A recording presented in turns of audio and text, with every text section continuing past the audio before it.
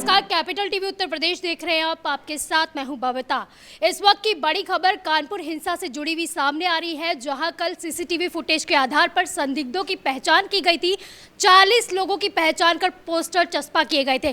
जिसके बाद बड़ी खबर यह है कि अब पत्थरबाजों में दहशत का माहौल है, वो खुद पुलिस स्टेशन आकर सरेंडर कर रहे हैं। तो इसी पर तमाम चर्चा के लिए मेरे साथ न्यूज़ रूम में मौजूद है कैपिटल टीवी के सीनियर एडिटर राजीव जी।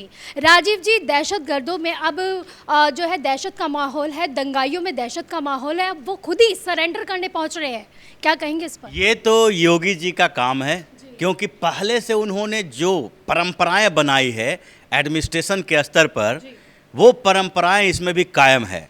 अब 40 लोगों का नाम और उसके साथ साथ बेसिकली फ़ोटो सामने आया, 50 होर्डिंग लगाए गए अलग अलग जगहों पे।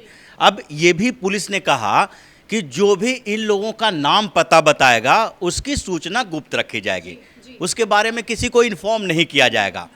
लेकिन अगर जिसने उसके आसपास के लोगों ने देखकर भी नहीं बताया, उसकी सूचना फिर गुप्त नहीं रखी जाएगी। ये दो तरफा चीज़ें थी, क्योंकि अगर आपके दीवार के आसपास पोस्टर लगा हुआ है और आपके मोहल्ले का कोई है और वो मोहल्ले का व्यक्ति है जो कोई किसी ने इन्फॉर्म ही नहीं किया, उसको दबा के रख लिया कि ये मेरे मोहल्ले का है लेकिन बताएंगे नहीं, तो उसके बाद भी कार्रवाई होगी, उसकी सूचना को गुप्त नहीं रखा जाएगा, फिर पूरे मोहल्ले के ऊपर कार्रवाई होगी, क्योंकि उसने भी गुनाह किया एक अपराधी की जो सूचना है उसको छुपाकर। तो दो तरफा चीज़ें थी, इसीलिए पहला डर तो इस बात को लेकर है।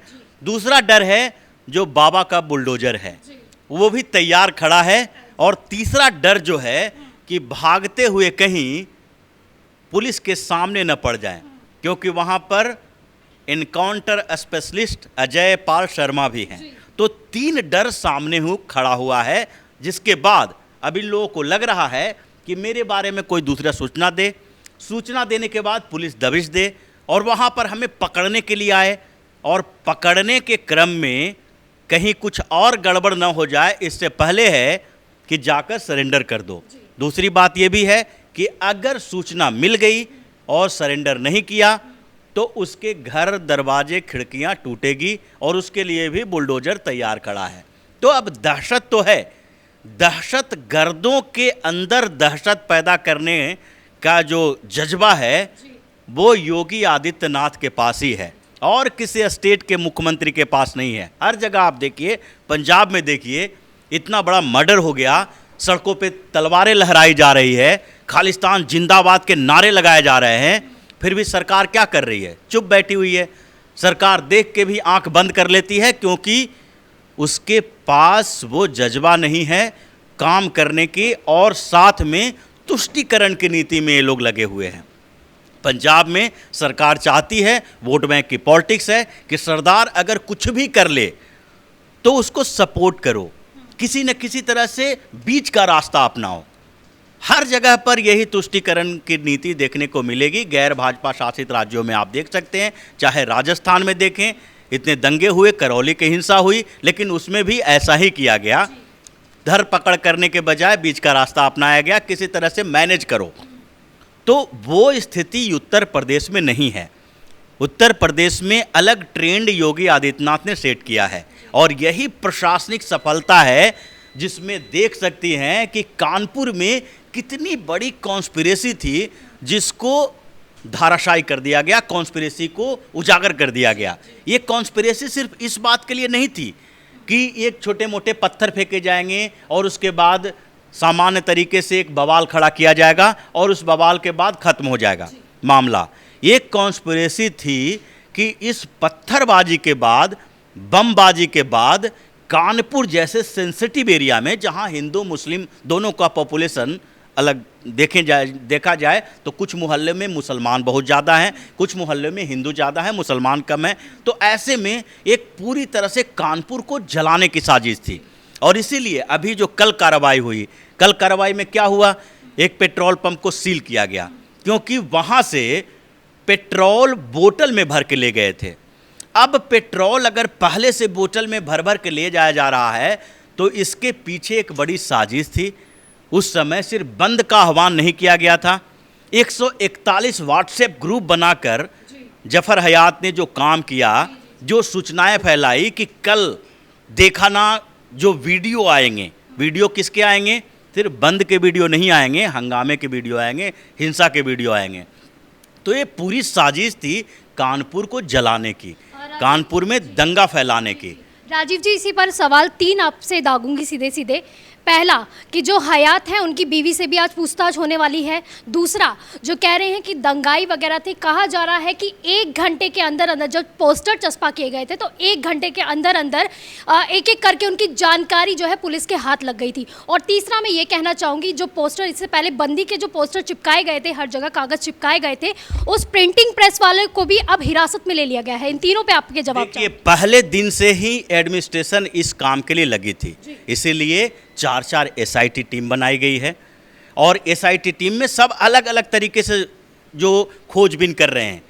प्रिंटिंग प्रेस पहले दिन से ही सर्विलांस पे था कि ये सरकार ने बता दिया था कि जो पोस्टर बनाए गए हैं और जो डिजाइनिंग की गई है, व्हाट्सएप ग्रुप में भी जो सर्कुलेट हो रहा है, इन सब के लिए कहीं ना कहीं प्रिंटिंग प्रेस जिम्मेदार होगा। तो प्रिंटिंग प्रेस को देखा गया था कि आसपास के मोहल्ले में जो प्रिंटिंग प्रेस हैं वहाँ पर कहाँ से ये सूचना आई है, कहाँ से ये पोस्टर बनाए गए हैं। दूसरी तरफ उसको सील करना ही था, उस पर कार्रवाई करनी ही थी। दूसरी तरफ जो दूसरी बात आप कह रही हैं कि जफर हयात की बीवी, उनकी पत्नी ने पहले जब गिरफ्तार किया गया तो उसके बाद बोला कि जो व्हाट्सएप पे सर्कुलेट किया गया था और जो जौहर फैंस एसोसिएशन है जिसने बंद की घोषणा की थी, वो बाद में वापस ले लिया गया था। क्यों वापस ले लिया गया था? उसके पीछे इसने कहा कि जब VIP मोमेंट की बात हुई, जब ये माना जाने लगा कि PM को आना है, प्रेसिडेंट को आना है, CM को आना है, तो VIP मोमेंट के बाद ये मान लिया गया था कि बंद का आह्वान न किया जाए, इसलिए वापस ले लिया गया था। लेकिन VIP मोमेंट की बात एक दिन पहले की तो थी नहीं, ये तो पहले से ही कार्यक्रम निर्धारित था कि लखनऊ में कार्यक्रम होगा, इन्वेस्टर मीट होगा, उसके बाद कानपुर जाएंगे, प्रेसिडेंट के गांव जाएंगे, प्रधानमंत्री भी जाएंगे और प्रेसिडेंट रामनाथ कोविंद भी जाएंगे। तो ये प्रोग्राम तो पहले से फिक्स था। तो उस बीच प्रोग्राम के बीच में उसी दिन नमाज के बाद ये क्यों रखा गया था कि तकरीर भी नुपुर शर्मा के उस बयान पर दी जाएगी, भड़काया जाएगा और उसके बाद जो पीछे खड़े गुंडे हैं, हमेशा दंगे फसाद हिंसा में यही होता है कि सामने कुछ लोगों को किया जाता है जिसके बारे में कहा जाता है कि तत्काल इन लोगों में उबाल आया, कुछ ऐसे प्रोवोकेटिव बातें कही जाती है और उसके बाद उस भीड़ में कुछ ऐसे लोग होते हैं जो पहले से ही नियोजित किए हुए रहते हैं, जिसका काम होता है कि इस हिंसा को और बढ़ाया जाए। जी राजीव जी, कहा जा रहा है बारे में ये बात थी कि जो पेट्रोल लेके आया था वो पहले से ही पता था उसको कि पेट्रोल बम बनाना है। जो पत्थर इकट्ठा करके रखा था वो उसको पहले से ही पता था। तो उन लोगों के लिए है। तो 3 स्तर पर यहाँ पर प्रशासन काम कर रही है। और उसके बाद एक दूसरा जो बड़ा आधार है जिसके लिए योगी आदित्यनाथ यहाँ काम कर रही है, वो है अवैध कब्जा वाले। जिसकी बात आप करें तो अवैध कब्जा जो हुआ है वहाँ पर, उसके पीछे एक बड़ा पॉलिटिक्स है। ये लंबे समय की बात है। जो कानपुर का एरिया है, कानपुर में आप देखोगी कि हर जगह पर इनेमी प्रॉपर्टी भरे पड़े हैं, क्योंकि कानपुर में हिंदू और मुसलमान दोनों थे और आज़ादी के समय में दंगे हुए, विभाजन के दौरान जो हंगामा चला, उसके बाद उत्तर प्रदेश से भी बहुत सारे मुसलमान, कुछ बांग्लादेश की तरफ जो तत्काल पाकिस्तान में उस समय था और कुछ पूर्वी पंजाब पाकिस्तान के तरफ गया। तो वो लोग जो गए यहाँ से, उसकी प्रॉपर्टी इनेमी प्रॉपर्टी हो गई और कानपुर में ही 89 इनेमी प्रॉपर्टी हैं। अब इनेमी प्रॉपर्टी है कहाँ पर? वो सब मुस्लिम मोहल्ले में ही होगा, क्योंकि मुस्लिम मोहल्ले में ही मुसलमान जो रहते थे वो कुछ छोड़ के चले गए और कुछ यहाँ रह गए। अब उन जो अवैध कब्जा की बात है वो वही ज़्यादातर वो जो इनेमी प्रॉपर्टी है जिस पर कस्टोडियम का कब्जा होता है और जो सरकार निर्धारित करती है, वो अलग अलग गुट और बिल्डरों ने कब्जा कर रखा है। जैसे मुख्तियार बाबा है वहाँ का, जो बाबा बिरयानी चलाता है, उससे कई बार मांगी जा चुकी है दस्तावेज कि दस्तावेज भेजो अपनी दुकान का, और कुछ बिल्डिंग जो वहाँ पर बने हुए हैं उसके भी कोई दस्तावेज नहीं है, रजिस्ट्री पेपर नहीं है, वो ज़बरदस्ती कब्जा करके बना लिया गया है। और वो जो बना लिया गया है उसको तो अवैध ही मानेंगे। अब उन अवैध जो मकान है उसमें ये लोग दो तरह से यूज करते हैं। एक तो प्रॉपर्टी डीलर के तौर पर ये लोग है तो उसको बेचता है, मल्टी स्टोरी बिल्डिंग बने हुए हैं, और कुछ जो खाली पड़े प्लॉट हैं उसमें ये लोग अपने गुंडों को रखता है।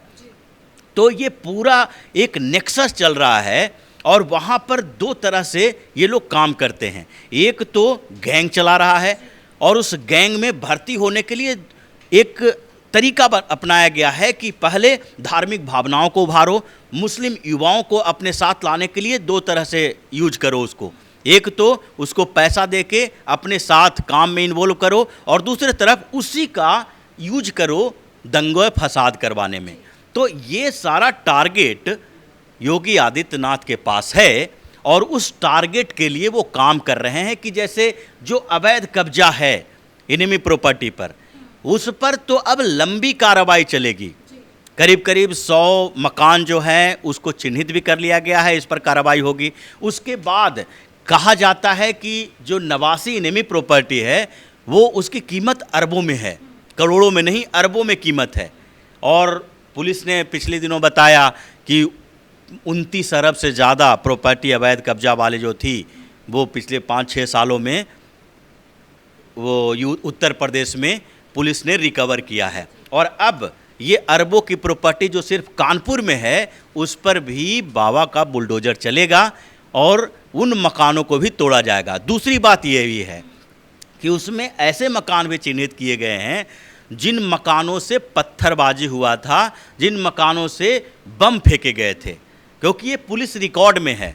जब पुलिस वहाँ पहुँची थी तो उस समय मकानों से पत्थर के साथ साथ पेट्रोल बम फेंके जा रहे थे, और पुलिस का उसमें बयान है पुलिस वाले भाग रहे थे तो उस समय एक डीएसपी ने बोला भी था कि हाथों में चूड़ियाँ पहन के भागो मत, इन लोगों का सामना करो। तो ये सारे सीसीटीवी फुटेज में हैं, सोशल मीडिया पर हैं। कुछ लोगों ने वीडियो बनाया था कि कैसे पत्थर फेंके जा रहे हैं, तो उन मकानों को भी टारगेट किया जाएगा जहाँ से पत्थर और बम फेंके गए थे। तो अब ये कार्रवाई अंतिम दौर पे चल रही है। अब कुछ दिनों के अंदर, हाँ राजीव जी, जाते जाते एक सवाल लास्ट पूछना चाहूँगी, क्योंकि कहा जा रहा है ऐसा कि कुछ लोग जो है वो जानबूझकर भारत की शांति भंग करना चाहते हैं। ऐसा नैरेटिव क्रिएट किया जा रहा है कि हिंदू मुस्लिम आमने सामने खड़े हो जाए और इस तरह की हिंसा भड़कती रहे, क्योंकि साफ तौर पर दिख रहा है कि भारत विकास की ओर बढ़ रहा है। तो काफ़ी इसमें बाहर के लोगों का भी इसमें जो है हाथ जो है बताया जा रहा है कि इसमें हाथ है उनका, क्या कहेंगे? ये एक इंटरनेशनल कॉन्स्पिरेसी हो रही है 2014 के बाद। 2014 में जब भारतीय जनता पार्टी की सरकार बनी, नरेंद्र मोदी पीएम बने, उसके बाद पूरी दुनिया में एक एंटी इंडियन एक्टिविटी के लिए लोगों ने एक कोलूजन बनाया। इन लोगों ने भारत को बदनाम करने की कोशिश इसलिए शुरू कर दी क्योंकि यहाँ अब एक हार्डकोर गवर्नमेंट हो गया है जो अपनी राय अपने तरीके से देश या विदेश की नीतियों पर कठोर फैसले लेता है। और उसके बाद पूरे दुनिया में इस सरकार को फासिस्ट घोषित करने की बात की गई, और उसके बाद अब फासिस्ट घोषित कैसे करेंगे जबकि कुछ आपके पास एविडेंस होंगे। तो एविडेंस पैदा करने के लिए जैसे पीएफआई जैसे संगठन हैं जिसको इंटरनेशनल फंडिंग मिलती है, ऐसे छोटे छोटे कई संगठन हैं। यहाँ तक कि ये जौहर फैंस एसोसिएशन की बात की जा रही है जिसका कानपुर दंगे में सीधा इन्वॉल्वमेंट है, उसका भी पीएफआई से संबंध है और उसको भी पीएफआई से फंडिंग मिलती है। और उसके अलावा दूसरे कई जो इस्लामिक ऑर्गेनाइजेशन हैं उसके साथ इसका संबंध है। 4 ऑर्गेनाइजेशन तो सामने आए हैं जो इसको फंडिंग देता है। तो इन लोगों का एक कॉन्स्पिरेसी ये भी है कि पहले ऐसा काम करो जिससे एविडेंस मिले, जैसे दंगे फसाद हंगामा, सीए के विरोध प्रदर्शन में हिंसा कर देना, पीसफुल प्रोटेस्ट होना चाहिए था, लेकिन सीए को एनआरसी से जोड़ के देख लेना, ऐसा माहौल क्रिएट करना कि अब मुसलमानों को यहाँ से भगाया जा रहा है। तो ये पहले एक ऐसा कॉन्स्पिरेसी करते हैं, और उसके बाद क्या होता है जब दंगे फसाद होते हैं, हंगामा हो जाता है, तो पूरी दुनिया में अलग अलग जो मीडिया का सेक्शन भी है उसमें शामिल, वो भी कम्युनिस्ट मीडिया ग्रुप जो है वो इसके खिलाफ जाता है और इसका इस्तेमाल करता है कि हिंदुस्तान में मुसलमानों के साथ, अल्पसंख्यकों के साथ ज्यादती हो रही है और फिर उस ज्यादती के आधार पर इस सरकार को फासिस्ट साबित करने की कोशिश में लग जाते हैं। तो ये ज्यादती उस समय क्यों नहीं नज़र आती जब पाकिस्तान में मुसलमानों पर जो है इतने हिंसा होती है, या फिर अगर अफगानिस्तान में देख लिया जाए, या फिर सीरिया में देख लिया जाए, और या फिर चीन में देख लिया जाए? गलती किसकी है? ये गलती हमारी है, ये गलती हमारे कम्युनिटी की है, हमारे मीडिया की है, हमारे लोगों की है। किसी ने रोक नहीं रखा है। ये 2014 के बाद कुछ चीज़ें तो सामने आई, जैसे सीएए लाने का उद्देश्य यही था कि पाकिस्तान, अफगानिस्तान और बांग्लादेश, इन 3 देशों में अल्पसंख्यकों के ऊपर जो अन्याय हो रहे हैं, अत्याचार हो रहे हैं, उसको अल्पसंख्यकों को हम अपने देश में लाएंगे तो वो लोग यहाँ पर आने के लिए नागरिकता के नियमों में छूट दी जाएगी उन्हें, यानी कि उन्हें 14 साल रहने की ज़रूरत नहीं है, 6 साल में ही उन्हें नागरिक बना दिया जाएगा। अब ये जो काम किए गए हैं ये उसी ओर हैं। तो ये पाकिस्तान में हो रहे हैं, सीरिया में हो रहे हैं, या अफ़गानिस्तान में हो रहे हैं, अरब देशों में हो रहे हैं। पूरी दुनिया में अगर अल्पसंख्यकों के साथ अरब देशों में, मुस्लिम देशों में गलत हो रहा है तो ये उभारने का काम कौन करेगा? जब हमारे खिलाफ एक कॉन्स्पिरेसी पूरी दुनिया में चल रही है, एक गुट बना हुआ है, अल जजीरा, अल अरब जैसे चैनल और अखबार चला रहे हैं, तो हमारे मीडिया को ये चाहिए कि उनको एक्सपोज करें। उसके लिए कोई बाहर से लोग नहीं आएंगे और हमें अब मजबूत हो के ये दिखाना पड़ेगा कि दुनिया भर में भारत को जो बदनाम करने वाले लोग हैं वो खुद कितने बदनाम हैं और हमाम में सब नंगे हैं वाली स्थिति में है। जैसे हमारे विदेश मंत्री एस जयशंकर ने पिछले दिनों यूक्रेन के मसले पर पूरे यूरोप को धो डाला, अमेरिका को जवाब दिया, और इन लोगों के पास ऐसा जवाब नहीं है कि हम हमारे सवालों को वो जवाब दे सके। इन्होंने बार बार कहा कि तेल की बात मत करो रूस से, हमसे दोगुना तिगुना ज़्यादा तेल तुम खरीदते हो, तुम एक दोपहर में जो पूरा तेल जितना यूज कर लेता है यूरोप में वो तो हम 1 महीने में नहीं कर पाते हैं। उसके बाद अमेरिका को भी कहा, जब ह्यूमन राइट्स के मुद्दे पर अमेरिका प्रखर होकर भारत का विरोध करने की कोशिश कर रहा था तो जयशंकर ने कहा कि तुम्हारे यहाँ क्या हो रहा है, देखो ह्यूमन राइट्स का जो वायलेशन होता है अमेरिका में उस पर भारत की भी नज़र है, और अगर तुम रिपोर्ट दे सकते हो तो हम भी रिपोर्ट दे सकते हैं। तो ये पूरी कॉन्स्पिरेसी दुनिया में चल रही है और उसी का एक पार्ट है कानपुर जैसी हिंसा, और कानपुर में भी उसी कॉन्स्पिरेसी को देखा जा रहा है जिसके कनेक्शन निकाले जा रहे हैं, और कानपुर के तार जहाँ जहाँ से जुड़े होंगे सीएम योगी आदित्यनाथ खोद खोद के निकालेंगे, ये विश्वास रखना चाहिए। बहुत बहुत शुक्रिया इन तमाम जानकारी के लिए। तो बाबा का बुलडोज़र फुल एक्शन मोड पर है। कल पोस्टर चस्पा किया गया था जिसके बाद एक एक करके जो है दंगाई अब पुलिस स्टेशन सरेंडर करने पहुंच रहे हैं। वहीं जो है इसके जहाँ इनके तार जुड़े हुए हैं उस पर भी एसआईटी की टीम जो है लगातार जांच कर रही है। योगी जी का बुलडोज़र चल रहा है और साथ ही साथ 100 घरों को चिन्हित भी किया गया है जहाँ से पत्थरबाजी हुई थी, अवैध इमारतें हैं। तो वहीं पर अब लगातार जो है सीएम योगी एक्शन मोड पर दिखाई दे रहे हैं। मेरे साथ फिलहाल के लिए बस इतना ही। आप देखते रहिए कैपिटल टीवी। नमस्कार।